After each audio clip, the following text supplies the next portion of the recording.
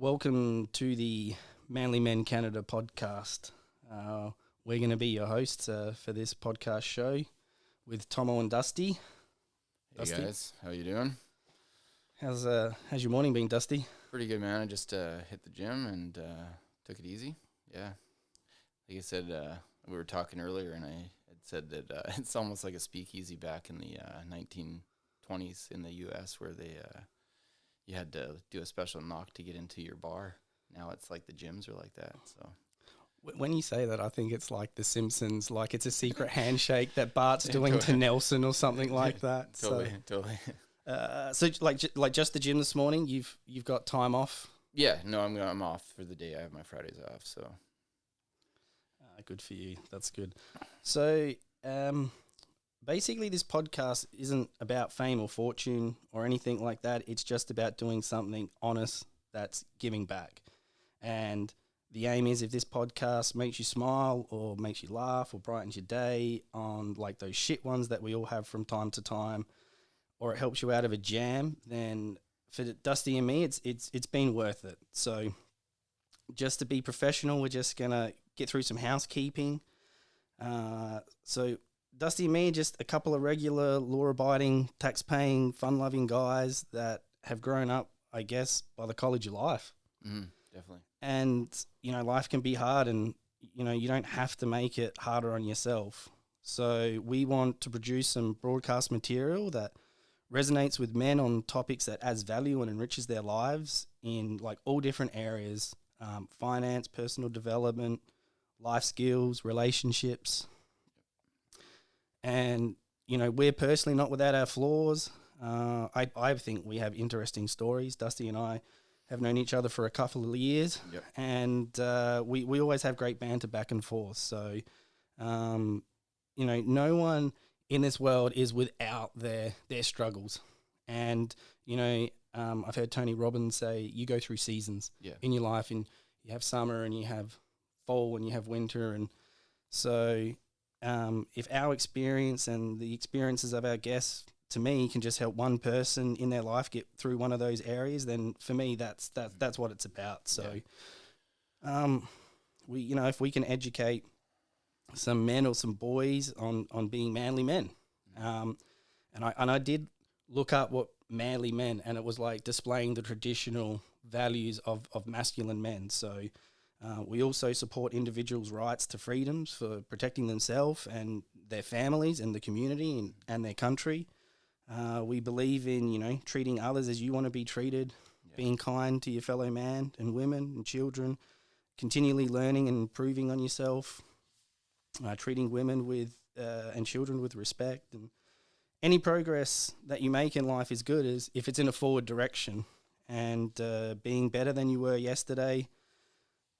This one's been a hard one for me. Failing is acceptable. It's taken me a long time to really understand that failing is acceptable if you're learning from it. Yeah, well, you're a bit younger than me, but it's like that's a 70s, 80s childhood.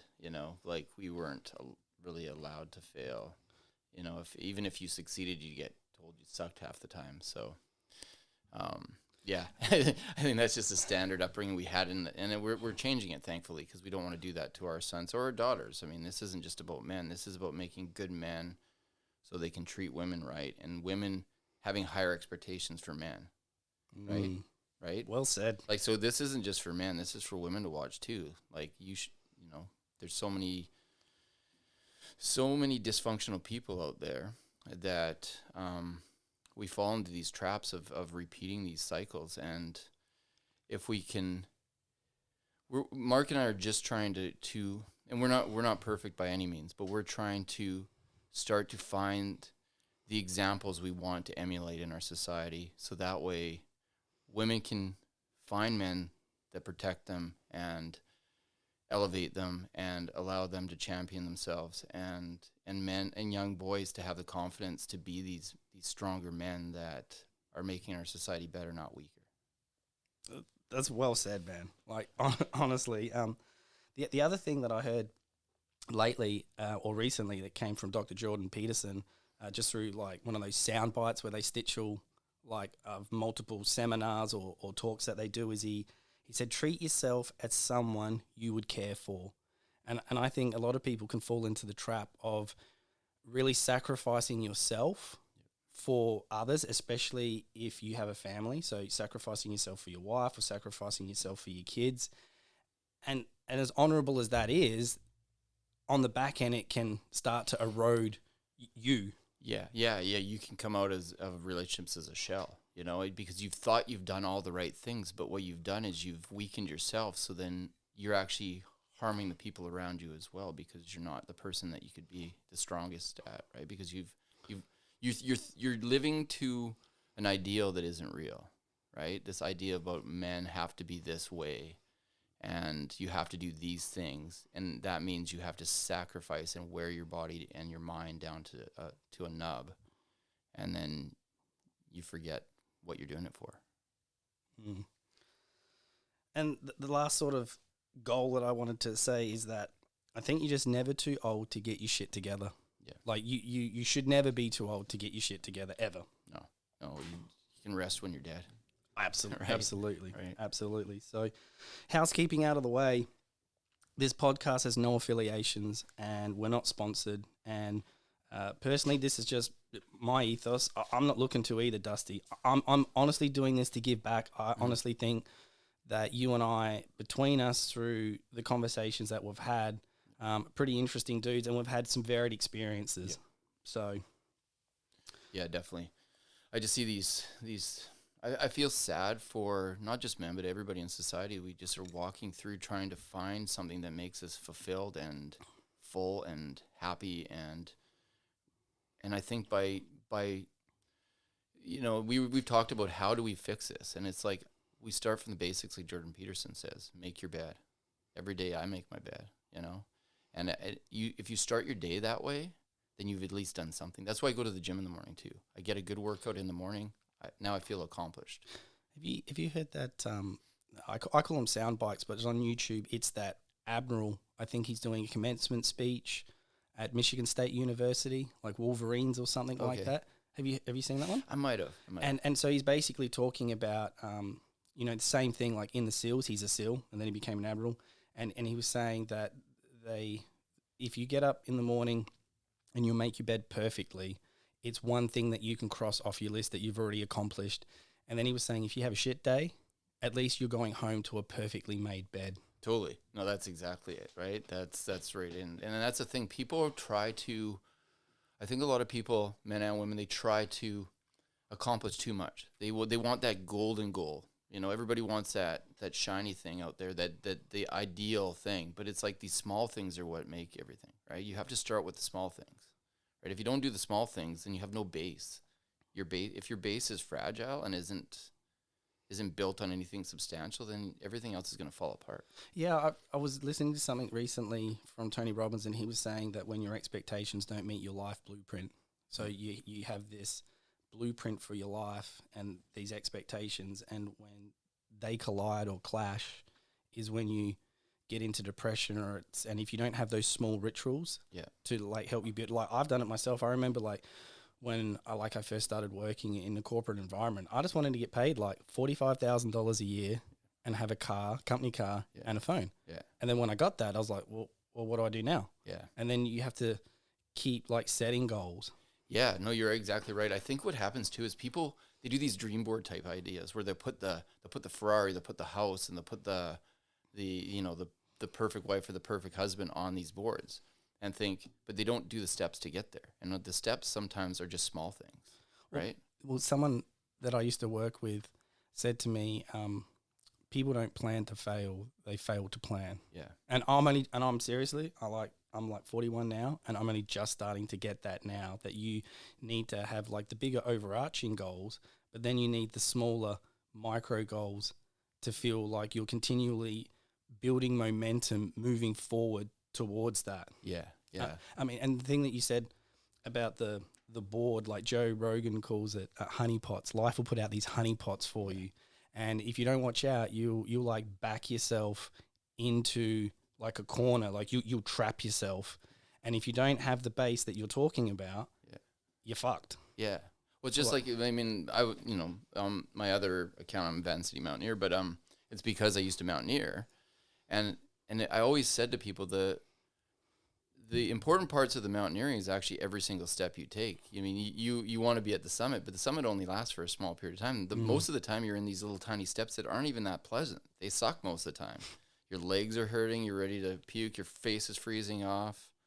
But those are the important moments. You can't skip those little painful moments, those things that might not be pleasant, but you have to go through them to get to where you want to go. And I don't think people have the resilience nowadays, and we need to figure out how to do that. How do we get people to appreciate the pain? It's like working out. Anyone that works out knows that it's not fun. It's not fun to do some HIIT training and you're ready to puke, you're dry heaving, pushing a sled. But those are those baby steps that get you to gaining more muscle or getting what you want, the goal at the end, right? I sometimes think like the millennials now, they're not being shown that, and maybe their parents, they don't know that either because their parents didn't show them. And you bring up a point like earlier, like you lived through the 80s. I was just born in them. Yeah. And so like my best buddy, who we'll talk to in a future episode, he says that to me all the time. Yeah. Like he says that all the time. Like, I lived the 80s, Mark. You were just born in them. Totally. And I'm like, I missed all that stuff. I missed all those. Riding around the back of a pickup truck, fucking going 60 down the back streets, bouncing off to just get ice cream. Driving your bike down through the back alleys, dodging dogs that weren't on leashes because no one, there's no regulations back in those days to get your dad's buddy a pack of smokes. Yeah, I can't even imagine. Like, I'm interested to hear that story at a later time. But just getting back to something, like if we like mention a business on here, it's just because we had a great experience as a customer and bought shit from that business. Like, we paid full price just like everyone else. And so I just want to take a quick moment just to give a shout out to Long and McQuaid in Langley. Like, they hooked me up with all this podcast equipment. So if you need any stuff, like, go down there, ask for Kyle, is the guy that I dealt with. I'm sure he'll hook you up.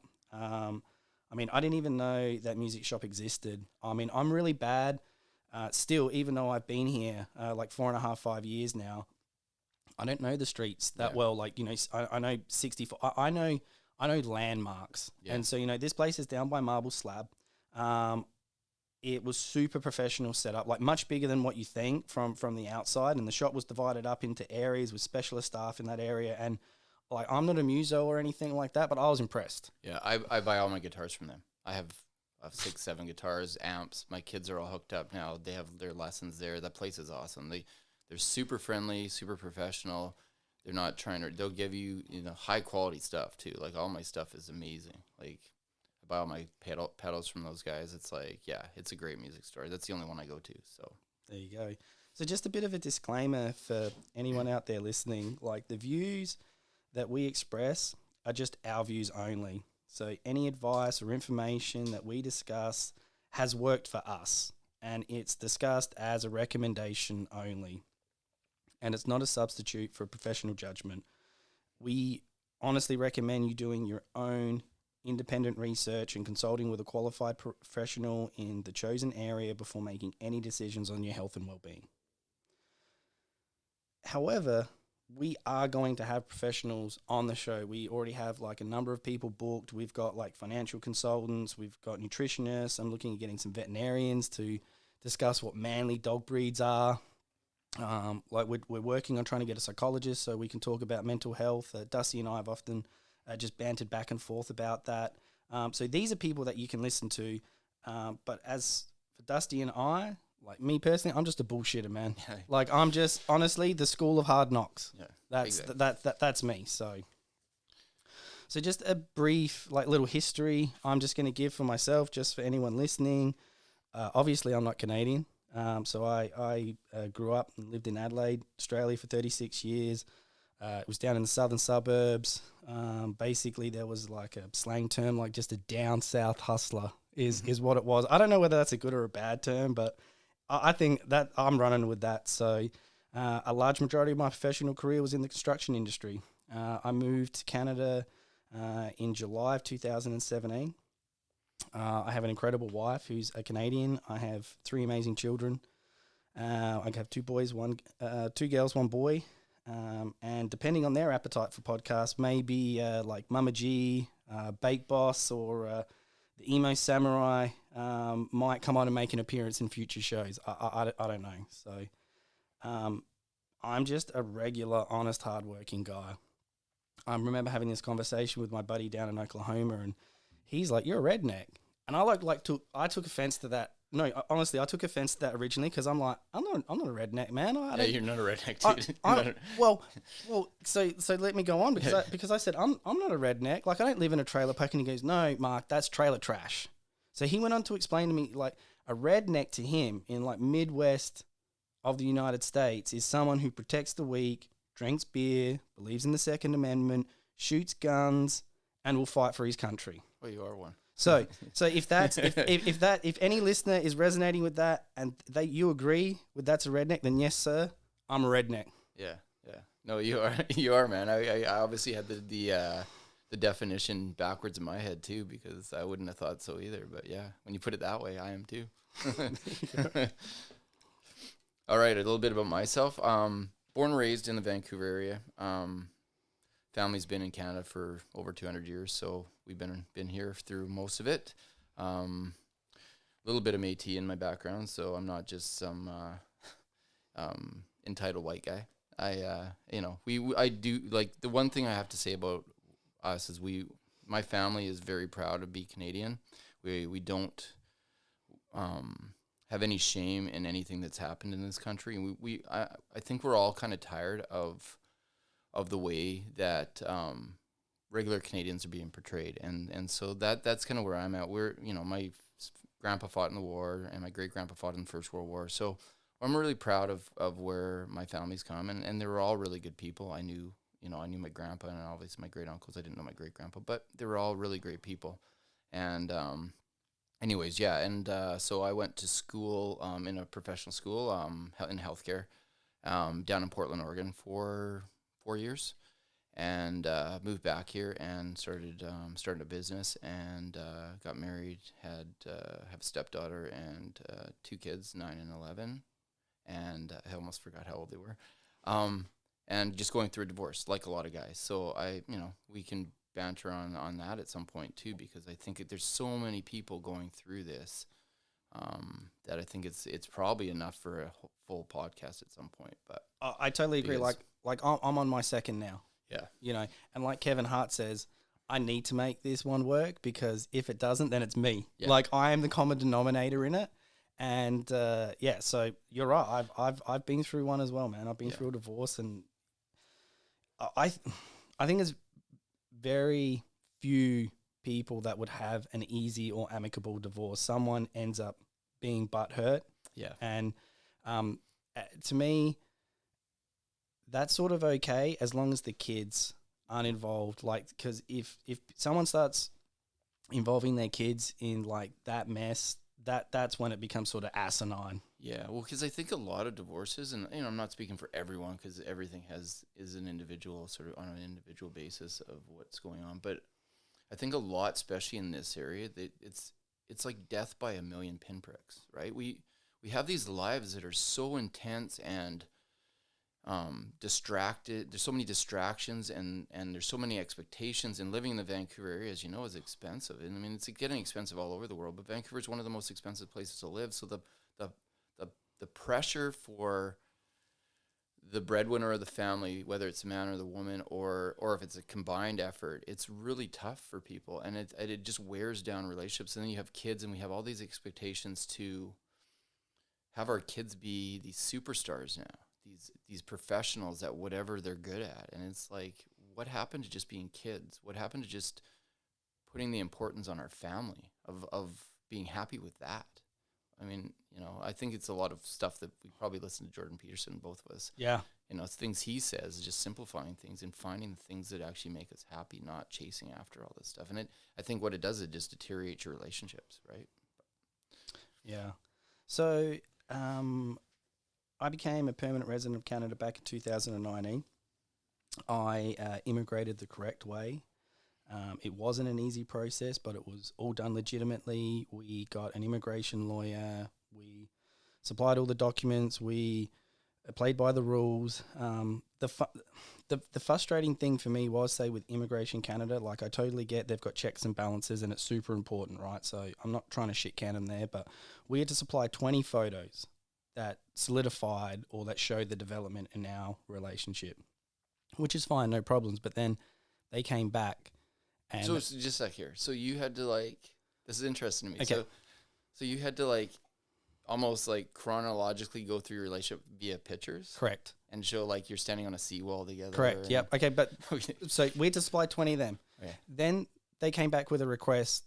And the thing about, say, Immigration Canada, this is just my experience. They take 3 months or 6 months to look at the information you send them, and then they want the corrections or they want extra information back in a week. Okay. Right. So then they came back and they said, we want 3 photos of you guys kissing. Like, it's like, okay, so no, we don't have any One Night in Paris porno films. Like, so they actually specifically asked, like, I rang the immigration lawyer. And so you went down to like Shoppers Drug Mart and did like one of those or Walmart. You went to... It was lucky that we did have 2. I think we had 2 that we were kissing, like chachi one, selfie style. But yes, that was the frustrating thing. Like, I totally get that they wanted like an AFP, an Australian Federal Police check on my name and whether I'd done any crime or any history, and then they did the Canadian one, and then they took my fingerprints. I get all of that. Yeah. Like, I really do. But come on, like, because when I spoke to the immigration lawyer, she said, well, you could just be pretending you could just be roommates, and it's like a Bowkey. You remember Bowkey from Perfect Strangers? Yeah, totally like Bow. And I'm like, anyway, that was the only frustration. It's not an easy process. Well, that's the thing that frustrates me, because we understand we need immigration in our country. We're going to go off on a tangent here. But don't we want to have immigrants that are going to be useful to our society? Like you are a very intelligent, well, I'm a business owner. Yeah, exactly. So you're bringing only net positive to our country is what I'm saying. And it's like we seem to allow criminal, and I'm not saying this happens all the time, but there's criminal elements that come in. There's people that aren't doing anything but living off the dole. It's the minorities that I don't like, that are coming in, these specialized minorities, and that they're getting favored because of their minority. Yeah, and that's the thing. We've got into this because I grew up in Surrey, and anyone that knows Surrey knows it's very, very diverse. So every one of my friends was a different color. So I never thought about it until just recently when we were playing this diversity game. And it's a really dangerous game to play because you're supposed to be getting away from judging people on the color of their skin, not the content of their character, like someone very famous said. Yeah. You know, and when you're hiring or you're immigrating, because we do this in hiring as well, when you're hiring to fill a sort of visual, you're not filling for a need, or to the best possible person that could be in that position, whether it's, like I said, immigration, a job. We're doing it just to like take a picture and say, oh, look at this picture of all the people that work here, or you know what I mean? Well, and that looks nice because it's all different shades. Well, it's like, well, that doesn't mean your business is operating well. Well, that's sort of where it's going now. Right. So, please, Dr. Peterson, if I get this wrong, don't sue us. But I was reading an article that Dr. Jordan Peterson stepped down from his professor tenureship. Yep. I think he was at the University of Ottawa. University of Toronto, I believe. Is it? Yeah. So he's saying because the undergrads going for further education, and I'm assuming that like PhD candidates are being selected on their minorities or their gender, not the best person to fulfill the position. And that's where I think we're going wrong. Like, I'm all for anyone being able to fill a role if they fit the criteria. If there is a woman that wants to be a JTF2 operator, have at it. Yeah. But she has to fulfill the requirements of the course. There can't be any like favoritism or anything absolutely. Like that. Yeah. Yeah, no, absolutely. Yeah. Like, and that's the thing. Like I've been driven downtown in a cab by a dude that's immigrated from India, and he has his doctorate. He's an actual doctor in India, and we've moved him down to being a cab driver in Canada when we have a shortage of doctors, right? And that's insane too. Like if you're in the, I've heard this being played before. If you're in the Commonwealth, we need to have some kind of system where there's a lateral move. Maybe you would have to go take an extra year to get up to the Canadian standard, but it shouldn't have to you shouldn't have to go back down to the bottom. I agree. Right? Yeah, no, I agree. Right? And then that's the thing. And yeah, like and if a woman is in a job and she's better than the person that's above her, maybe she should have that position too. So that's the thing. Like Hands down. And yeah, like we just got to start going on the quality of the person, not looking at what they look like and saying, oh, okay, well, you don't fit what we want. Right? Oh, I get it. So look, I believe in protecting borders. I think build walls, big, great, fucking giant walls. Like do whatever you need to do to protect the citizens of that country, their freedoms and their rights. And so what I would say to someone that didn't agree with that is, if borders are not important, then why do prisons have them? Yeah. Like I'm just, you know, go to any Hollywood home. Why do you have a fence around your yard? Yeah, and it's usually those people that are the loudest voices against this. It's like, if you don't believe in walls, why do you have one around your house? Hands down. Right? No, hands down. So look, I traded sunshine, sand, and surf for clouds, rain, and snow. That's what I did. And you made a bad deal. Well, see, a lot of my buddies were asking that. A lot of my buddies were saying, "Hey, what's up with this?" And you know what? It was for love. Yeah. Like 100%. And I can honestly say that I have met my soulmate.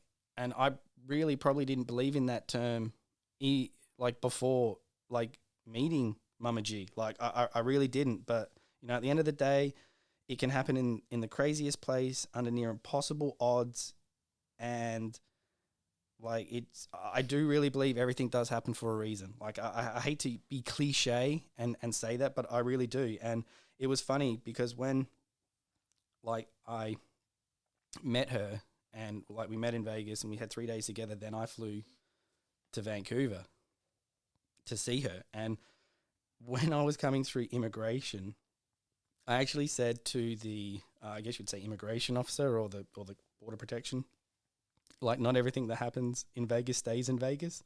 And she didn't really find that overly funny because she was like early 20 something. But anyway, I thought it was funny. I have to say though, like Vancouver is a nice place to live. For me, it's very similar to where I grew up in Adelaide. But in my experience, except it has the Sydney housing market. Like for me, there's my personal opinion, it's almost impossible to buy a property if you don't have a dual income household, which is exactly what you were saying before, Dustin. Exactly. Yeah. Yeah. We both have great careers, and it's like, you know, it's hard, man. If you would have told yourself at 10 years old, the house you were living in with the money you're making, you would have been like, well, why aren't I living in a mansion? Right? Yeah, you know what I mean? Because we both make, you know, we do well. Like we live in a complex and the land is a postage stamp. Yeah. Like literally, but we're not here because of the land. It's because of all the facilities like around it for the kids. So, sure. The only thing I do have to gripe about BC is that for me it's full of Karens. Like it really is. So we need to maybe change it. That's my ex's name. So oh, okay. no, it's all right. It's all right. So do you remember like 4 years ago? I think it was 4 years ago. We had like a heavier snowfall than what we had this year. Yeah. And so I remember. Well, that was the one that it started in December and ended in March. Yeah. That was I've never seen. I've lived here my whole life. Never seen that. It was. I remember there was one night we must have had like 9 or 12 inches, and I woke up the lad to see if he wanted me to pull him on his sled behind our side-by-side. And so, like, of course, he's like, yeah, I'm in. And we hook it all up, and we're cruising around the complex, and we're doing nothing, like, unsafe. And all the dads are giving us thumbs up, and then I get reported to the strata. Yeah. And then it just caused a whole heap of grief. So, and it's funny because Mama G said, look, if we were in the prairies, this wouldn't have been an issue, like, at all. If you were anywhere else east of Abbotsford, it probably wouldn't have happened. Right? If you're in Chilliwack, even, you'd probably be okay, right? Definitely in the interior, no one would say anything, you know. Up at our cabin, we definitely have we have a cabin up in Shuswap area, and it's way freer up there. We get away with a lot more, right? Of course. So it's just like... Those country people are more laid back. Yeah, too many people just sitting down, drinking boxes of wine and trying to get in other people's I didn't know you guys had boxes of wine here. I'm not saying that the guys, but there's a lot of women, I think, in Langley that sit around drinking boxes of wine and they just have nothing better to do but like bitch about other people. So, and I'm not saying all you women. I know there's lots of good ones out there. Do they what they do in Australia with those the indigenous, they will buy those boxes of wine and then they will use the plastic bag. Bladder for a water, probably a water holder, is it? No, it's for a pillow. It's for a pillow. It's for a pillow after they've finished consuming. Use it as a pillow. Oh, that's awesome. So I'm gonna start using that as a pillow, man. When I go hiking now. Yeah, no, you certainly can. I will say, beaches are a little average compared to Australia. The sand's a bit grittier, it's a bit darker, and the tide goes way out. I've never seen tidal movement like it is, say, down at White Rock. When it's out, it's way out. I've never seen that. You try to go paddleboarding on the wrong time of day, and you've got to walk the down board across the sand, man. You would. But I know the good times. I'm not going to say it on here because I don't need you guys taking up my nice water. But yeah, I did it a few times. I was like, holy shit, this is a fucking long walk. Yeah. Oh man, I can totally get. Sometimes it's out like at least 100 yards. Oh, way more than that. Oh, I know. I'm sure it can. Yeah. It's way more than a football field for sure. Yeah. So one of the things I was surprised when Mama G took me down to White Rock was how huge the seagulls are here compared to Australian seagulls. Because all the big ones get eaten by the sharks out there. No, they're just genetically smaller. Yeah. I don't know what it is, but to give you an idea, like if a Canadian seagull was to go to Australia, they would just run the seagulls down there. Like it would be like Tony Soprano walking into a bar of like beta males. Like they would just run shit down there. And I find it interesting. They're smart. So Mama G told me that the seagulls will grab clams and they can break them open. I remember walking with her on the beach and I heard like this sound and like it spooked me. It was that loud. And the seagull had picked up a whole clam and like flew 15 feet in the air and then like hoiked it down onto a rock and cracked it open and then dove down and ate the guts out. Cool. I mean, yeah, it's crazy. But I will say they're beautiful in their own way, the beaches, because I've taken pictures of like the beach with the sand and surf, and then I've had like the woods and snow-capped mountains, like I've had Mount Baker in the background.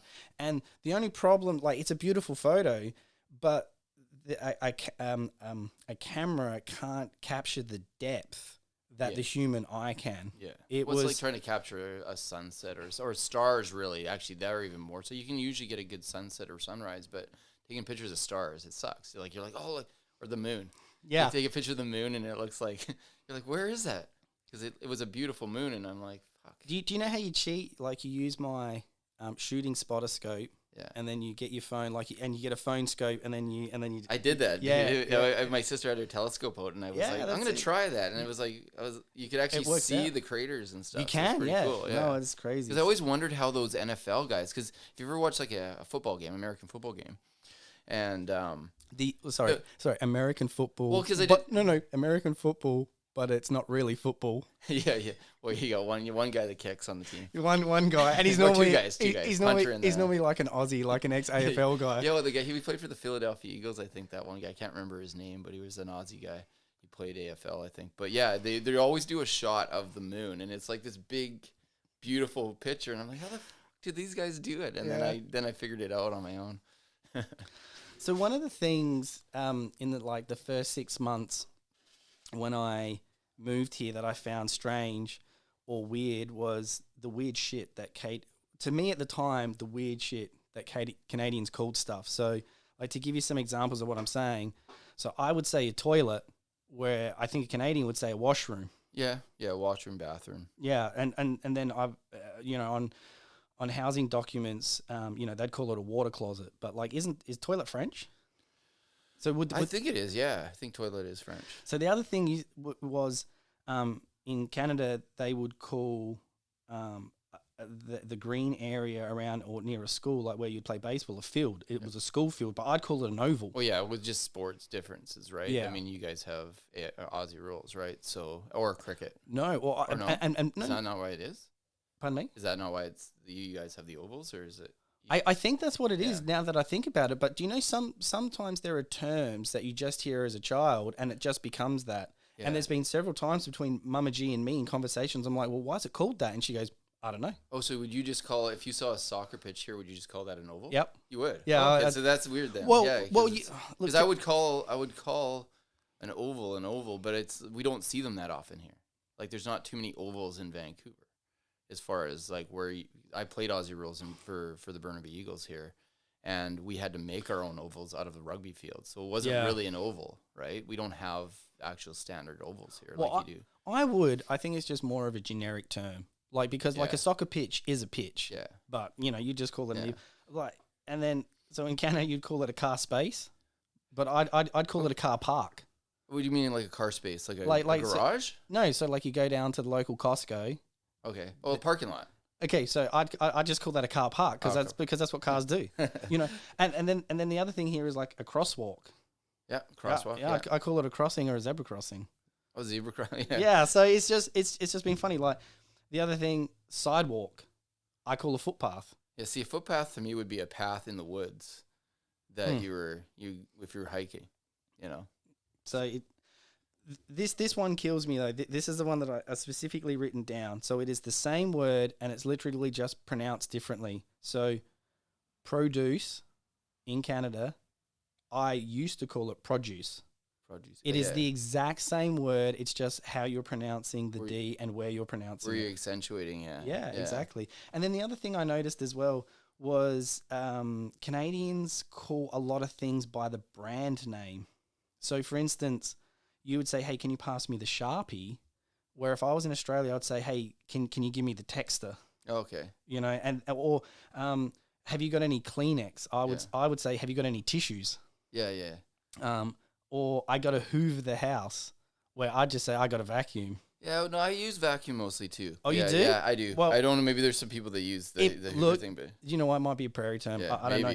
But these ones, please don't ask me why, Dusty, because I don't know. So you call it a car hood, where I'd call it a bonnet. Okay. And I have no idea, because when I think of bonnet, I think of like Amish. Hat? No, I think of Amish. I think Amish hat. Yeah. That's I'm seeing where I'm going to jump ahead. You're doing like we call it a trunk and you call it a boot. Well, maybe they flipped the car into a person and had the bonnet as the hood and the boot is the bottom. Because the Irish call it a boot too. The Irish call it a boot too, I think. The funniest thing that has happened between Mama G and me is in the first 6 months when the kids were younger. And because the first year of immigration, I couldn't work. Mm-hmm. We had to prove that it was legitimate and I couldn't work and that she could support me, right? So I wasn't allowed to work unless I was a skilled worker.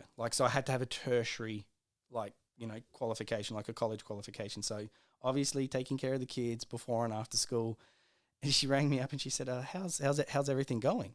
And I'm like, yeah, it's really good. I just had to tell them off like a couple of times. And she's like, what do you mean tell them off? And I'm like, well, what do you mean? She goes, well, what's your definition of telling off? And I said, well, they were fighting and they pulled each other's hair or they kicked one another. So I just had to tell them, can you just stop? That's not good behavior. And she goes, okay. And I'm like, why? And she goes, because telling off in Canada is like abuse. Yeah. You're saying, hey, calm down. Yeah, totally. Stop being around, So anyway, I just found that funny, and I've just always remembered that, and I've told a few people that story. That's funny. But I will say, the longer that I've been here in Canada, because pre-COVID I was going back twice a year. So I have a daughter in Australia, and so I was going back twice a year, and I really noticed that when I was back there, that the Australian animals are fucking weird looking. They really are weird, man. Well, yeah, so I guess they do have some predators, but it's not like a crocodile is going to chase a kangaroo across. Right? not unless they're in the river. Yeah, Like exactly. they're but They don't have big predators that chase shit, right? but Like we do. I'm just saying they're weird. Like they Well, that's because they got lazy. They don't Well, have like Darwin's theory of evolution was just like down in Australia, fuck it. Like so I don't know. I just think they're weird. Like if I really look at a kangaroo, it looks weird. Or if I really look at a koala, like it looks weird. Yeah. Or like an echidna, for instance, they look weird. But I will say I'm way more scared of animals in Canada than I am in Australia. And a lot of Canadians are confused about that. They're like, really? Well, see, your animals slide on the ground or crawl into your shoes, or if you're swimming, bite your leg off, or sting you to death. But right? like take away the water stuff because okay, so we take away, but the land ones like the snakes. Yeah, because you're right. Like when I went down to Australia in 2003, and I learned every fucking snake you guys have on that continent because I was like, I need to know. I always prepare. I'm an over-preparer. We'll get into it in further episodes, I'm sure. I'm a bit of a psychopath when it comes to prepping and pre-planning stuff. But, yeah, man, I was like, I'm going to see brown snakes and tiger snakes and inland taipans and, all the spiders and shit that are down there. And, I didn't see one. I saw koala in the live, but that was it. That's all I saw in the wild. And that's the thing. I was talking with some people and they're like, we're scared of like, what's that spider that you've got that crawls in your shoes and kills you? And I'm like, it's a funnel web. And like in like Sydney, like it is an issue, but you just knock your shoes out before you put them on. Yeah. But maybe it's the surprise attack thing. But for me, the reason why I'm personally scared of animals in Canada is because they're predatory. Yeah. So I am always panicked. Like if Mama G and me are going for, say, like a hike, and I know we're not going to see one where we live, but like if we're up north, like a grizzly bear. Yeah. Because they know they are an apex predator and they are top dog and they don't care. Like I don't believe playing dead is going to, well, maybe it will. Like, but that's the theory. You play dead and it's not going to mess you up. But like even like a black bear, like a sow, a mama, if that mama has cubs, you're fucked. Well, and even there's a really great guy, and he's actually in BC. He's written many books, and I've read a few of them. Gary Shelton. He does books on bear behavior and survival of bear attacks. He did one whole book on just different bear attacks that had happened and the scenarios of it. And it's like, I find that people in Vancouver get really lax about black bears, and it's like, it's because we didn't see them for a long time. They were hunted out of the area. Even grizzlies I think in the next few years, we're going to start seeing them start wandering back because we're not killing things anymore like we used to. Black bears are on the table, but there's a limit on that. So their population is growing, and they're going to get more aggressive as there's more competition between them. If there's bigger population, it's just like us as human beings. Vancouver's got way more aggressive in the last 30 years with the population boom since Expo 86. I've noticed it especially from then. And then the Olympics just accentuated that. Like from anyone that was here pre-2010 knows what I'm talking about. And anyone that was here pre-1986 also knows the change. There was two shifts of population growth in Vancouver. And anyways, it'll happen with the bears as well, I believe. But yeah, so you're not wrong being cautious with bears. You shouldn't be frightened, but you should be at least aware. And the other thing is like cougar and mountain lions. Yeah. Like we've obviously all seen like that guy that choked one out or survived. Yeah. But like it's just the idea that I could be walking and they are stalking me. Yeah. It's just that idea. It's like when I'm snorkeling at like Port Noarlunga, like down in Adelaide, just when I'm in the water, there could be it's not common, and I don't think anyone's been attacked there. It's been sort of Aldinga or Glenelg, but there could be a shark. I'm in their environment, but it's easy to avoid a shark or a crocodile. You just don't go in the fucking water. Yeah. But if I'm just hiking and a cougar can get me, that's just what I think. Yeah, totally. And then you understand. Like, I've hiked my whole life, and I've never seen a cougar face to face. I've seen a lot of tracks, and they were probably watching me up in a tree. But they're predatory as well, and any of these animals. And I'm not an expert by any means of this, but this is what I've read and researched and things, just my own experience. They will size you up. So if you're a 6-foot male, 200 pounds, they're probably going to be like, that's not worth it. Unless they're freaking starving. But if you're or you're getting in between a mama and a cow or a cub, sorry. And but a child, but if you're if you're a child, yes, if you're taking little pooches the dog out hiking and you're a 120-pound female, like when I run into single women on the trail, I'm always like shaking my head, like, you don't understand, and they don't have bear spray or anything. And it's like, you can do this 100 times, but what happens on the 101st when something bad happens? I agree, right? man. And not just with bears, with freaking anything, other human beings. I remember, I think it was about 2 years ago in Burnaby during the summer, Mama G and me were going out, and she was working on Sundays, and I would drive her in, and then she would pick a spot that I didn't know about, and I prepared a picnic, and then I picked her up, and that's where we went. I remember going down to Burnaby Lake, and so we were walking down there, got the picnic, and we get to this footpath, as you would call it, and it had like blackberry bushes either side, and there was a warning, and it was like beware of, and it had like a picture of a bear, coyote, cougar, or mountain lion, and I'm like, my spidey sense starts going off, right? Yeah.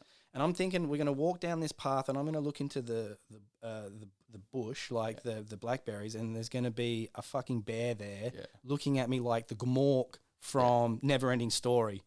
So as we get around the bend, I see like 20 people walking back towards us, and they were all walking in the same direction. So there was no one walking the direction we were. And as someone approached us, I said, "Hey, why is everyone walking?" They said, "Oh, there's a cat like up there." And I'm like, "Cat?" And when he signaled, he's like, "Cat," and he didn't signal like down at his ankle for like a height. Yeah. He did it at his freaking hip. Yeah. And I'm just like, "Fuck that!" Like, and I just turned around and then we went to another spot, and it said bear has been in area recently. So we just came home. Yeah. Like, see, that's the thing. Like, that wouldn't make me stop, because I always, and this is just from experience, I've learned to always carry bear spray. I always have my blade with me. We're not allowed to carry a firearm, unfortunately. Not so much in these popular hikes like Rose Ground or any of these things, Chief or stuff. I don't worry about it then. I don't usually carry bear spray when I do one of these ones. It's highly populated. But if I'm doing one of my more backcountry hikes, always at least one can of bear spray. That Gary Shelton I referenced, he recommends too. So you can hit both eyes.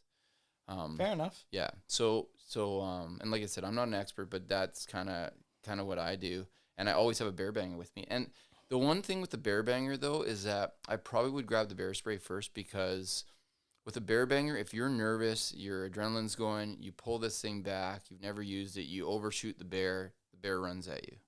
Yeah. Right? So it's just you'd gain confidence in hiking in Canada if you just do it more and you have the right tools. Because if you have bear spray, most of the time the bears aren't going to bother you here in the Lower Mainland anyways. If you get out into the Kootenays where there's grizzlies and stuff, then it's a different animal. But still, they're not gonna want anything to do with you. But the way to protect yourself is just make sure you carry that stuff all the time. Like, never. I mean, just in general in hiking, I always have a 15-pound pack anyways. Like, I have everything I need to spend a night on the mountain, even if it's an easy hike. Just in case. No. Yeah. Do you know what? I like that, and I think that's like solid advice, having the bear spray, because like, even a moose can mess you up. Yeah. Like, I haven't seen a moose. I haven't seen a bear in the wild here. Like when I mean in the wild, we've gone down to Victoria, to the island, and we've gone on a bear tour and seen it. But like, not seen one just like I would say a roo in a paddock, like in Adelaide, right? Yeah. But I've been told like moose are a big animal. Like, I've been hunting massive, man. I've been hunting with like my buddy Russell from BHS Stocks, and we were going down to Idaho every year chasing elk and mule deer, and he was fortunate enough to get, a couple of years ago, he's fortunate enough to get an elk, like a 6x7. I've never seen such a big wild animal. Like, it was like a freaking horse. Yeah. And moose are bigger than them. Yeah. And this thing must have been, like, this elk was like 800 pounds. Well, it's a rack on those elk. Have you put them in? If you mounted a rack and put it in your living room, I haven't, but like the rack like was as thick as my forearm. Yeah. Like the main stem, like, dude. So like, I can't get over how strong, say, like an elk or a moose neck muscles must be. Yeah. Like to hold the weight of that thing. Like yeah. I've seen some big like mounts of a moose, and the palms are like enormous. Yeah. Yeah, totally. Yeah. No, you're right. So another thing about Canada versus Australia is that the trucks here are awesome.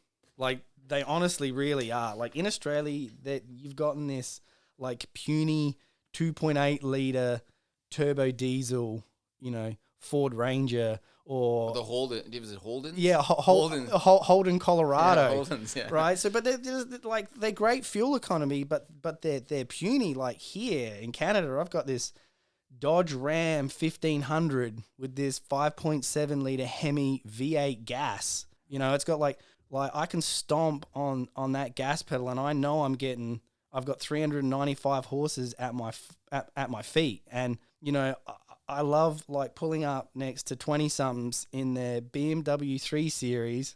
I just put the 4-wheel drive auto on, and like they're like in my dust, man. Like the trucks here are massive. Like I can lay down across the back seat of my truck and I can fit comfortably, and I'm 5'7", so I'm not a huge male, but like I don't think until you come to America or Canada and you see the size of the trucks, because the trucks in Australia, bar like a Toyota Land Cruiser, like you. Yeah, like I've got like Toyota FJ. Yeah, right? would be like that would probably be the biggest truck yeah. So but like even like what's the smaller Toyota here? Not the Tundra, is it? Oh, the Tacoma. Tacoma. Yeah. So that would be the bigger, and that's the smaller truck here, but that's the bigger one. Yeah. That's sort of like a similar size. So I mean, like, and the trucks here, if they're jacked up like a couple of inches, like mine's 2 inches, like forget about it. It's just a beast of a truck, man. Like they really honestly are. But I got to say, if you cross the line and you're like one of those lame guys that jacks up his truck like 6 inches, and you have the tires like offset so they come out half a tire width past the guards, and you're never getting it like in the dirt or mud, like that's pretty. Hey, if you or you see some Langley wife driving one with manicured nails, and she's like got her Gucci. I'm gonna get all this shit wrong because I don't know anything about style or fashion, but and if you ever saw me and see how I dressed, I have no idea about fashion. But you see them driving these things, and you haven't even got close to taking it on a off road excursion. Do you know what I often think when I see them, that the husband buys them and he wants to keep the kilometers down? Maybe that's what I think. So he gives it to the wife, and or maybe he's got a company car. But when I was thinking about that, did you ever hear the song "Asshole" by Dennis Leary? Oh yeah, that was like, so this is like my take on like trucks. It's like America's like, we're gonna build a truck and we're gonna stick a 6.2 liter supercharged V8 Hemi gas burner in it, and there isn't a goddamn thing you can do about it because we got the bombs. 3 words: nuclear fucking weapons. We got them.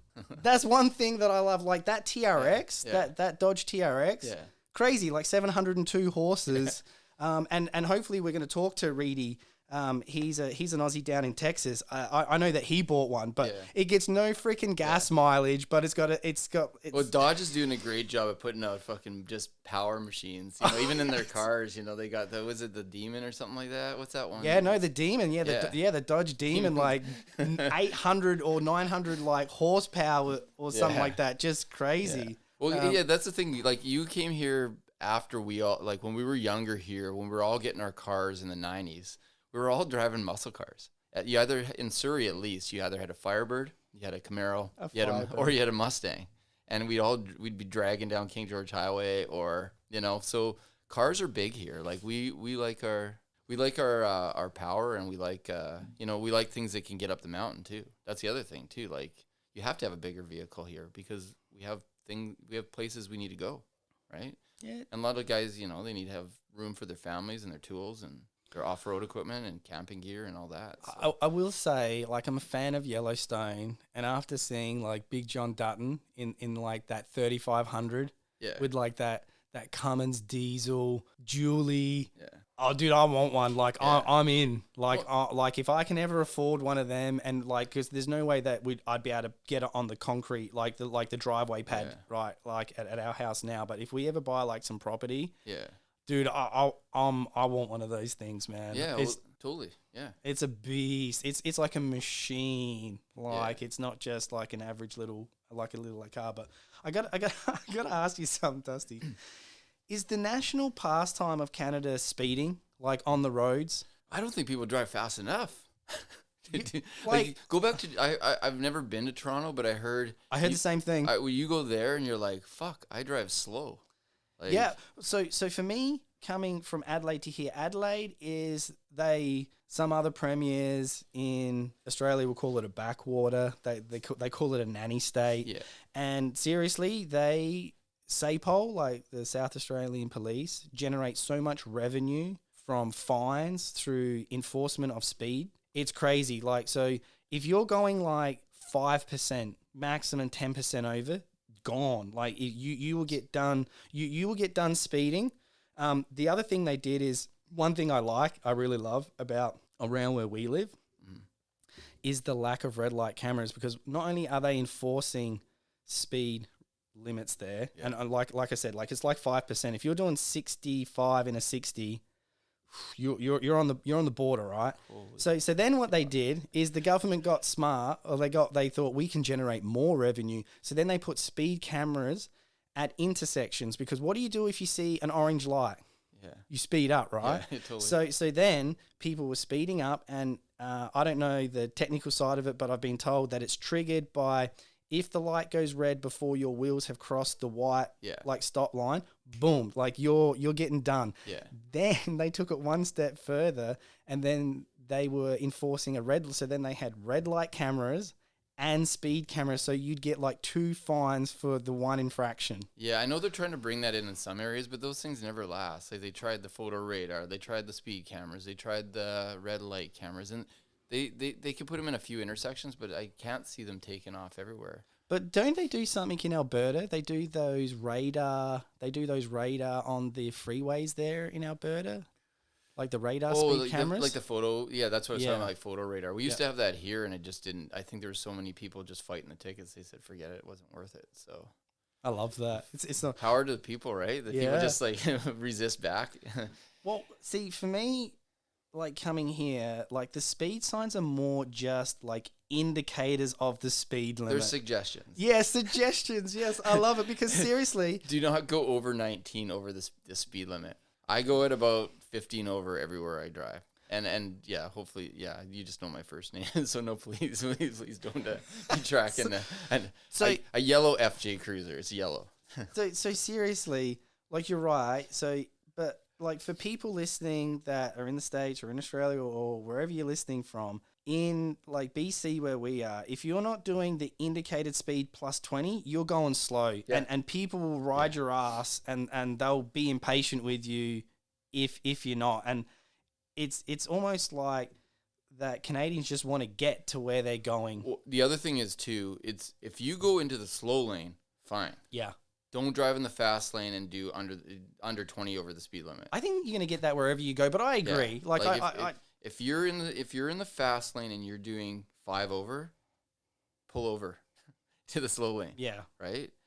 And that's kind of how it is. If you're in the slow lane, I don't think people have a problem with it. But it's if it's a 1 lane or you're in the fast lane, in the race lane, then you need to get over. Because you need to be at least doing 19, 20 over. Like a funny story. So when I landed here, like when I was immigrating and I landed here, Mama G let me drive home from the airport.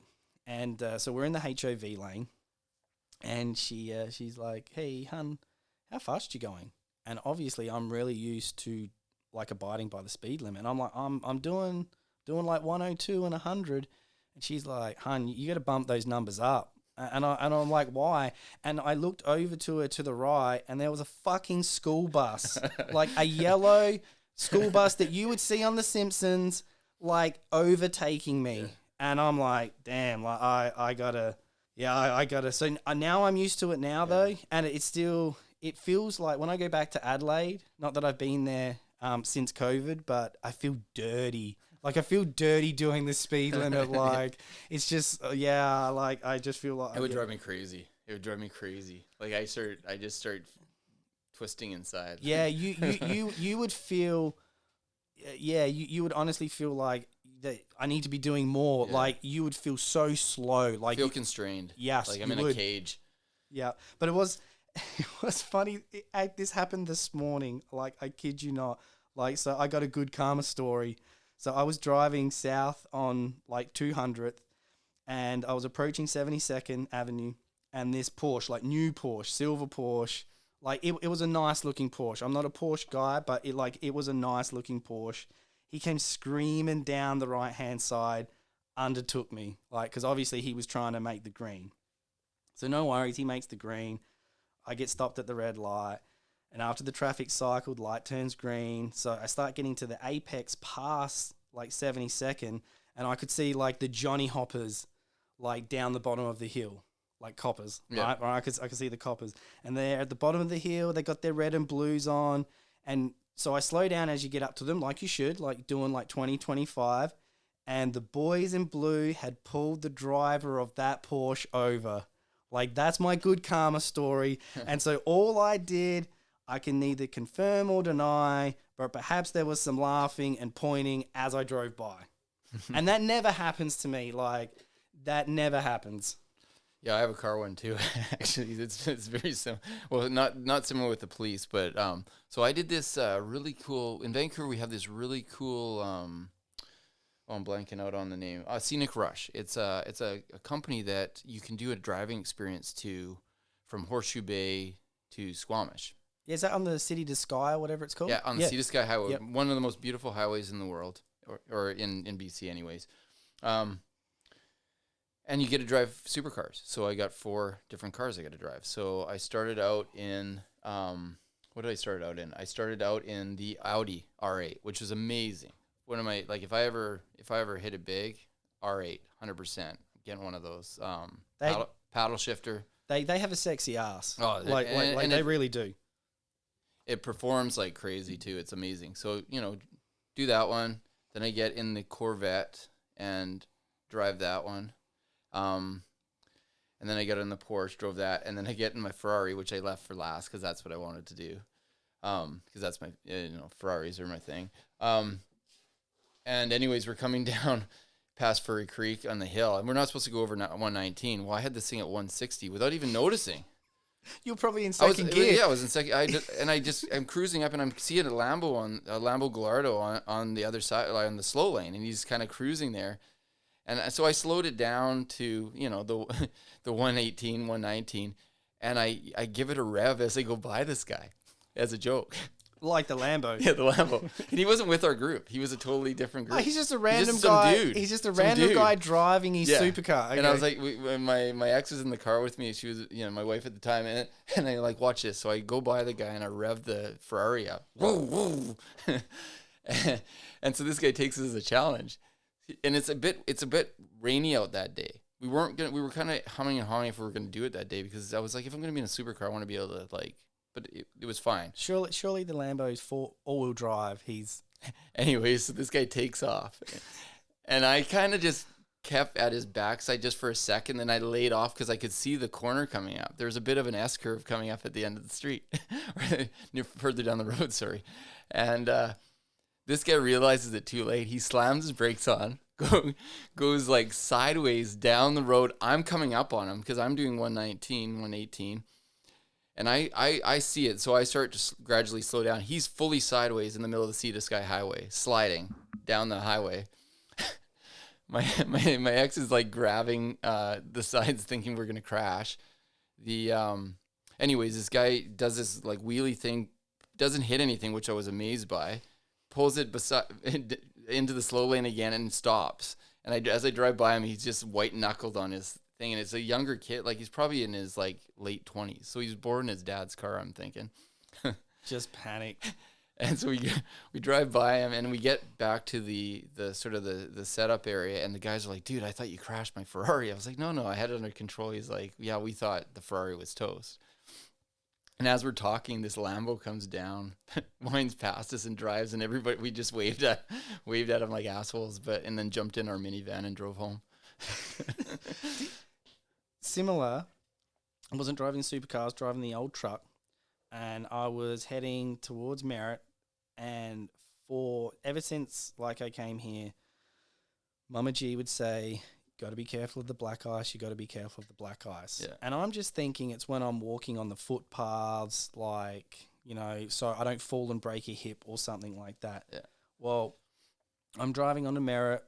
I don't even know where we were. We were just outside of Kingsvale, and I could see it. I think it's as you go past that tunnel for the rock, for the avalanche. Oh, yeah, that like the one. snow shed, yeah. Yeah, the snow shed.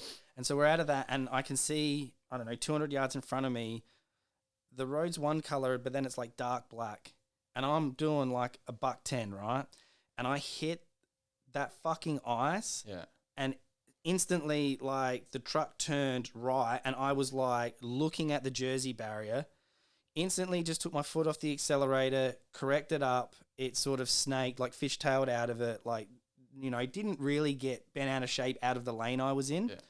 Dude, my asshole puckered, right? And then I had this really nice driver. They came up, and the chick, so the chick was a passenger, obviously a husband or boyfriend was driving. She just gave me the thumbs up, like, are you okay? And then I gave the thumbs up back, and we got like, I don't know, a minute or two up the road, and the guy I was with, he's like, you're a good driver, dude. And I'm like, dude, I am shitting. Like, it was just total. The truck probably should have been written off. It was just dumb luck. There was nothing to do with my driving ability. Mm-hmm. It was just, you know, if I'd kept it on the gas, and now I can understand why they say don't use cruise control in like those totally. Weather conditions, because if the gas was still on, you know, totally. So it would have been so. But interesting story. So my experience, like when I first came here, is I sort of feel like Canada used to be a free country, and I don't want to get in too in depth unless like you want to go into it, like Dusty. But we can leave the in depth to another day. But no, you're right. I mean, I remember growing up here in the '80s, and it was just like even in the '90s. So we had this like country where you could just do things and without regulations and rules all the time. Like, of course you want to have some, but it just feels like we're just over, like, micromanaged. Micromanage is a good word for it. Like, I just feel like our society is so micromanaged now, and that's where these Karens come from, because everything is micromanaged, and it gives these people an opportunity to complain about other people. Like, we used to ride around, you know, and this doesn't sound too crazy to me, like, we used to ride our bikes, no helmets. Snowboarding, no helmets. You know? Got in fights with other kids, no big deal. Parents didn't come out to break it up. The kids just broke it up, fought, picked yourself up. Oh, you go home, your dad would be like, oh, you got in a fight? Oh, yeah. Little Timmy down the street and I went for a go. And it was no big deal. It wasn't like my dad went down there or my mom. I can't believe your son. You know, we didn't do that. It's like, and then, all these other things are just trying to curtail our speech and trying to, you know, control everything, man. Like it's like, do you know what?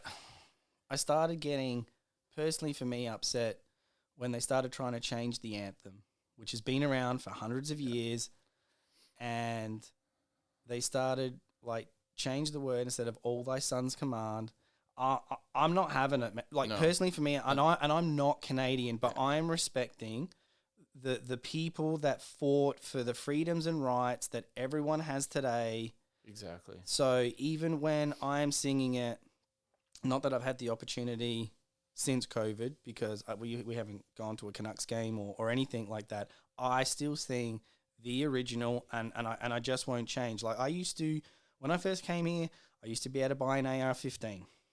I used to be able to go and dine at a restaurant without having to show a proof of vaccination.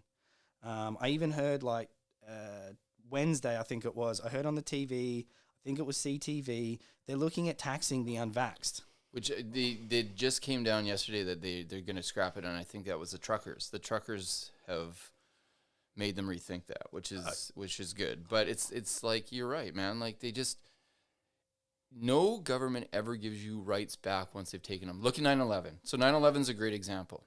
9/11, I could take a Gatorade on a plane. It doesn't seem like a big deal, but now you can't. You can't take your water bottle on the plane. You've got to, you know, buy the stuff that they've got there, right? You can't take little mini scissors to clip your nose hairs. You know what I mean? These silly things that we didn't think about before. And once you lose those rights, you never get them back. That's my thing. It's once you lose the rights. Like, I was even reading an article this morning that there's a chick in Maple Ridge that lost her job for being unvaxxed. Yeah. And this is where it's getting crazy. Like, it's medical segregation now. Yeah. It's almost like we're going backwards. And in all honesty, it's sincerely tragic. It is. Like it really is. And so this truckers' freedom convoy, like, I love this. I loved hearing about it. I mean, you told me, like, when I saw you last, Yeah. right? You told me about it. I'm like, what are you talking about? And you're like, there's like 70,000 truckers going to Ottawa. And honestly, I sincerely hope that they can cause change. I mean, because if it wasn't for truckers, many people would have not have been fed in the last 2 years. Stores would have had empty shelves. Like, and so from me to like these truckers, like, I got mad respect for all the truckers.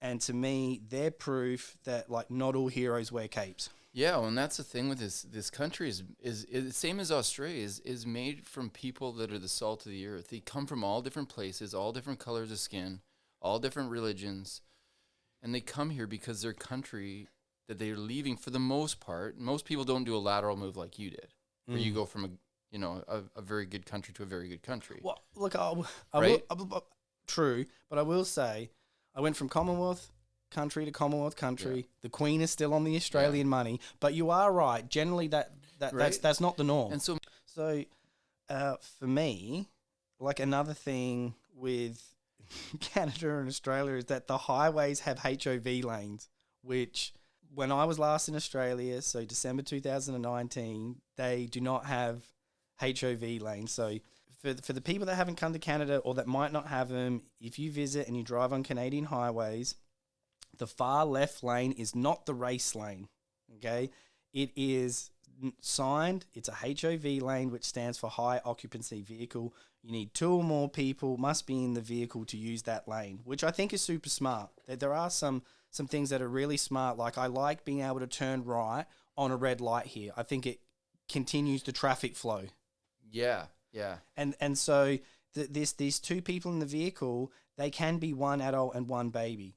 Okay, so, but, occasionally you'll have the RCMP will pull you over to check that it is legitimately 2 people, like, in the vehicle. So I remember reading, it was 2 or 3 years ago, there was this guy that had dressed up a mannequin with a wig and makeup and clothes and sunglasses, and he was using it to use the HOV lane. And he only got caught because the RCMP pulled him over, and it was like they noticed something about the passenger, like they weren't moving, they were like super still. And I find that so funny that that's how desperate people in Canada are to get somewhere, that they're willing to dress up a mannequin to then put in the vehicle just to like use that lane. But I will say, like, when you're on Highway 1 and you're going like between Langley and like Burnaby, if you can get someone else in the car to use the HOV lane, it is a lot faster. Yeah, it is. You like say 10 minutes, but so interesting. The Olympics are coming up. I think it's the Winter Olympics that are coming up, and it's really interesting in our house. So we have Aussie and we have 3 Canadians. And so when the Summer Olympics are on, I'm all down for betting. Like, I'm betting with the kids. Like, we're betting can of Cokes, we're betting Blizzards, because I know that the Aussies are going to finish ahead of Canada. It just is. And so it's interesting when, like, now the Winter Olympics are rolling around. Like, I shut the fuck up. Like, it's like I am a church mouse in here, because I know the Aussies are going to get their asses handed to them. And literally, like, to give listeners, and you can Google this is sort of the epitome. Don't get me wrong, there are some really good Australian winter athletes, but Google Bradbury, gold medal in speed skating. He literally won by default. Like, have you seen this guy? Have you heard of this guy? No. Okay, so literally, they're in the speed skating. He made the final. Let's say there's 8 guys. He's coming dead last, Dusty. When everyone crashed. Right? Yeah, and then, seriously, it was on the second to last corner. The dude that was in second or third took out second and first, and then everyone else hit him, and he, like, literally cruised around. So Bradbury, gold medal speed skating. Google it. It's a really good laugh. Like, but that's sort of the epitome of, like, these, like, in my opinion, the Australian Winter Olympics. Yeah. So another cool thing which I never had before I came to Canada, like blizzards from DQ, like not a snowstorm. Oh, you're talking about yeah, like I'm not talking about a snowstorm. Where are you going with this? I'm talking about like the ice cream from DQ, and it's interesting because when we first got one, I was like, what the fuck are they turning it upside down for? And then I understand that one of their promotions was the ice cream was so thick that they could turn it upside down, and it wasn't going to fall. It wasn't going to fall out of the cut, right? And it was funny that it's happened one time. The girl, she was only young, probably her first job. She didn't flip it upside down, and I was like, ha ha! And she panicked because apparently if you call them out and they don't do that, you're supposed to get it for free. Oh. Like, is that legit? Like, I don't know. Well, that's what the kids told me. So I'm like, ha! And then I felt really bad because you could see the panic in her eyes, and I'm like, I don't want it to come out of her paycheck or anything like that. So yeah, I didn't pursue it, but and the heat here, to me, the Canucks can't cope with the heat. Like, maybe in the prairies, from what I understand, it gets like super cold there and super hot. Yeah, well, you know what? I'm maybe I'm an anomaly because I love the heat. I think you are. Yeah, I am. I'm definitely an anomaly. But yeah, people just bitch about the weather no matter what it is. If it's here for more than a week, people just start complaining about it. So it doesn't matter what it is. Like, I want to like He-Man throat punch people in August when they complain about the heat, because it's like, dude, it's gonna be November the 18th at some point, pissing rain and 2 degrees out, because that's the worst for me. I feel bad for the contractors. I feel like the contractors here get shafted. So they've either got the heat in the summer, or they've got like this year it was like -10, like for some period of time, or just getting rained on for 6 months. Or just getting rained on, like they're just like soggy dogs. But like the last summer we just had, we had a couple of like they're the hottest days that I've had here. Like last summer, last summer there were a couple that were like 35. And the thing that if you don't live in Canada, that in BC, it's a bit of a temperate climate, and so there is humidity in the air. It's not like dry, which is what I'm used to coming from Australia. But I remember the first summer I was here, so I hadn't acclimatized to Canada yet, and it was like, say, 25 degrees Celsius. And if there's anyone listening in the USA, like that's like 77 in freedom units, right?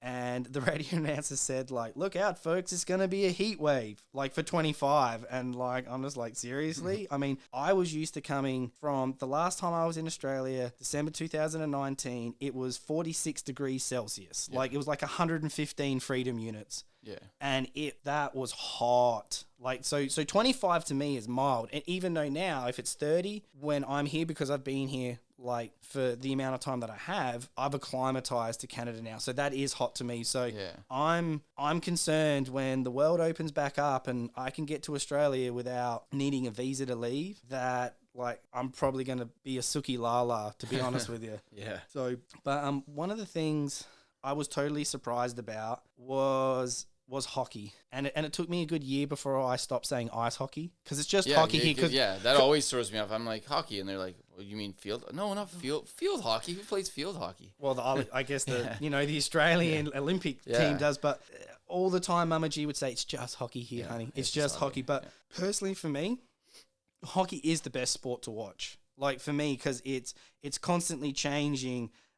It's fast paced. I still don't know the freaking rules, man. Like, I sort of know the blue line, but like this slashing and cross checking or cross sticking, I don't get it. Well, it's definitely one of the easier ones in North America to understand, because I mean, you got baseball that has a ton of different rules, different plays, and then NFL. Like, if you're watching American football, like that takes you, 10 years, 20 years to really perfect if you're watching, because there's stages of learning American football. Yeah. Where you just, he threw a touchdown. Okay. And then there's like, what was the tight end doing on that play? What is the blocking scheme? What is the offensive line doing? And as you go, and then all the different penalties, like, what the hell did he get called for? It's one of those things, though. It might be like if, say, like an American or a Canadian is watching AFL, like Australian rules football, which to me is one of the best sports in the world. Yeah, it's interesting. I love that sport. If you could market it here and get teams, I think it would take off. It's I know they brought him to BC Place a few times, and it is the most fast. But I always say it's like hockey on a field, because it's just in the way that it's so fast paced. It's never stopping. Like, you don't even stop for water breaks. The guy will run onto the field. When you get injured, they don't even stop for you. The medical staff runs onto the field while the play is going on, hauls the guy off. So it's interesting because, like, so where I was getting with hockey, it must be like if you grow up with it, you just inherently watch it as a younger child because when I took when Mama G came down to see me, because we did the long distance thing for a year, which I wouldn't recommend doing again, and nor would I ever want to do it again. So, but I took her to the cricket. I took her to like a 2020 game, and she was like, so she's looking, she's like, yeah, well, why is this guy running in, and why is the ball bouncing? Yeah. And then she's like, the more drinks she has, she's like, what is this uniform they're wearing? Like, why isn't it tight? And I'm like, hun, they want to be comfortable. Like, they need to be comfortable. So it was very different. Why are they holding up fours and then why are they holding up sixes? So, but maybe that's just, it's easy for Canadians to understand because you're exposed to it as like such. Watching baseball too, 100%. Man. Like baseball and cricket are, to me, are kind of, they're different, but they're the same as far as like, if you don't know what's going on, you'd be asleep in a baseball game. And I was a baseball player when I was younger. So, because it is slower. You're waiting for pitches to happen. It's the same with cricket, right? Yeah. And whereas hockey and AFL, it's just full on. Body parts are flying all over the place. Guys are getting blown up. You know. The other thing I like about hockey is the camaraderie of the fans. Yeah. So honestly, like I don't really follow the Canucks, but I'm just like I've watched more Langley Giants games than I have like the Canucks, right? But like when your team scores, like everyone is losing their mind. Everyone's that or a fight. Yeah, or they're like they're fist bumping, they're high fiving, they're hugging, and like forget about it if your team is behind and it gets to like into the third period and then your team scores, like people are losing. It ramps up as the game goes too. So you're right. Yeah, like the intensity, a first period goal is different than a second period goal. Is different than a third. Is different from an overtime goal. Yeah. Now, and then you add in playoffs, a regular season versus playoff game. If you get an overtime goal in the playoffs, mental. So can I ask you a question though? Because I'm curious about this, and I'll tell you why. In even like a standard, like the normal season, the regular season, does there have to be a winner and loser in hockey? It can never be a draw? Oh, no, there's ties in the regular season. Okay. So no, there isn't now. Sorry. No, I am wrong on that because now we have the shootout. Sorry. You're right. And this is why I want to ask. So when like my best buddy and his family came up, I think it was sort of October 2019, we went to a Langley Giants game. Now, you're not going to believe this, but there was it went into OT, then it went into a shootout, and there was 13 or 14 rounds of the shootout. Oh, I think I was at that one, actually, yeah. Were you really? Yeah, I was at that one. That was a good one. Because I have season tickets, or I did until this year, but yeah. But that's unheard of. Like so there has to be a winner and loser now. In the shootout, yeah. I'm thinking, well, I guess it's been a while. Like I'm living in the past here. There used to be a tie, but now they've added in the shootout now, so they can't be. Yeah, they won't. Yeah, so. I still think it's one of the best sports. But what I find funny, and maybe this is just learned, is that hockey players can chirp. Oh yeah, like they can just talk. Aussie rules you do too, though. Well, when I played, man, we were just smack talking. You'd be lined up against the guy, and you're smack talking, and not only just chirping, you're throwing punches into the ribs.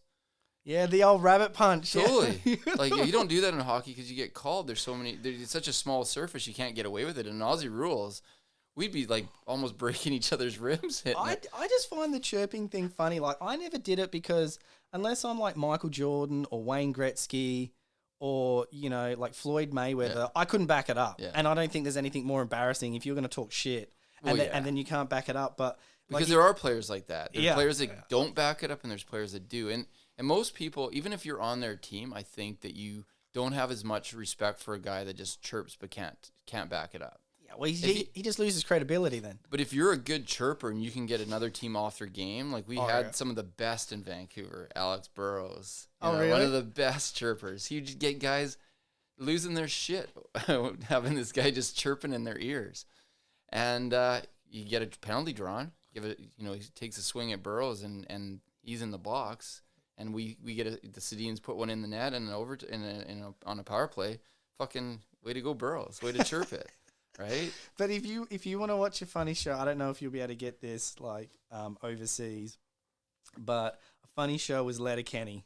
Yeah. Like Yeah. Letterkenny is funny as shit, and I think it really epitomizes like hockey chirping and prairie life. Like Oh, for sure. those two young guys that are like Yeah. in the hockey team, and then you've got I forget the main character's name and his best bud that owned the produce stand. Yeah. Like those guys, and if you Google it, like just at the produce stand, there's one of them where they've got the spit bottle, like because they're dipping. Yeah. And then they hit Wade. on all this. Wade, yeah, it's Wade. Wade. They do all the stereotypes of a Canadian in all different ways. You've got like the emos and the the meth heads, yeah. And then how's the black bartender? Like that chick, she is like dirty. Well, I used to work in the bar industry, and it's that is not somebody that isn't. I mean, that actually happens. There's she's just so dirty. Yeah, totally. Like I don't consider myself a prude, but some of the shit she said, I blushed. Yeah, like totally. I'm like, damn, you can even broadcast that in Canada? Like, oh man. Another interesting thing for me that's always been here is that everything opens up late, but it stays open late, but it opens late. And when I mean late, I mean like most stores pre-COVID were open at 10 a.m. and they closed at 10 p.m. So in Australia, I think it's changed now. And like I haven't been back there for 2 years, but they were like open at 9. Like if you were a supermarket, like Coles or Woolies, then you were open at 6 and you closed at like 5. Right, and that might be the same with like Superstore or independent here. But so I went the other day. I went to Best Buy and they weren't open till 11 p.m. Yeah, like that would piss me off, dude. I got shit to do. Yeah, like totally. I went there at 10 thinking it would like be open. So I guess it's positives and negatives. I'm a morning person. I want to get up early and do that, but I can understand like when Mama G is doing Christmas shopping and stuff like that, it's good for her because, she gets off work at 6 and then she's got a couple of hours to go. So, but yeah, like most of the time I'm just like, I need to get some shit done. And the contractors too, like we've had the house painted, we've had all the flooring done. And the first time we had like some work done here, we had the flooring done. The contractor started at like 9:30.